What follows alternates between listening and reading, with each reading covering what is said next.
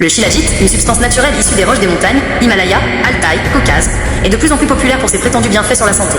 Cependant, il peut présenter des dangers, surtout si le produit n'est pas de bonne qualité.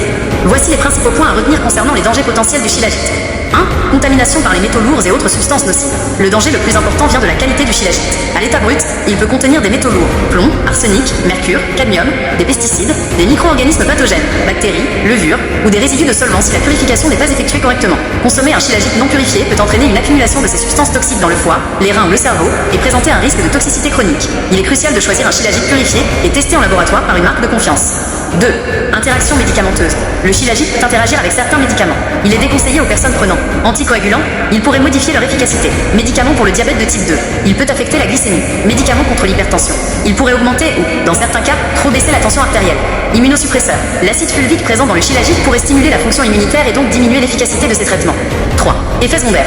Bien que généralement bien tolérés, des effets secondaires peuvent survenir, surtout en cas de surdosage ou d'usage inadapté. Troubles digestifs, nausées, crampes abdominales, diarrhée, ballonnement, réaction allergique, démangeaison, rougeur cutanée, éruption cutanée, voire difficultés respiratoires, rares, maux de tête persistants, fatigue inhabituelle, variation de la pression artérielle, hausse ou baisse légère, augmentation de l'acide urique, déconseillé aux personnes souffrant de gouttes ou d'hyperuricémie. 4. Contre-indication. Le shilajit est fortement déconseillé aux catégories de personnes suivantes, par principe de précaution ou par manque d'études. Femmes enceintes ou allaitantes. Enfants, moins de 12 ans. Personnes souffrant de pathologies chroniques, notamment rénales ou hépatiques, ou suivant un traitement lourd. Personnes atteintes de maladies auto-immunes, sclérose en plaques, lupus, polyarthrite rhumatoïde, etc. Car il pourrait stimuler la fonction immunitaire. Recommandation importante. Consultez toujours un professionnel de santé, médecin, pharmacien, avant de commencer une supplémentation en shilajit, surtout si vous prenez d'autres médicaments ou si vous avez des problèmes de santé.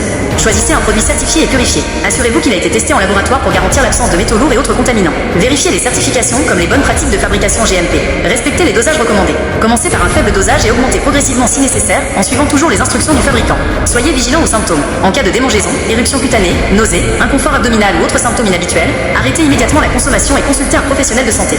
En résumé, le shilajit n'est pas dangereux en soi s'il est de bonne qualité et utilisé correctement. Les risques proviennent principalement des produits non certifiés et des interactions potentielles avec des médicaments ou des conditions de santé préexistantes. La prudence est donc de mise.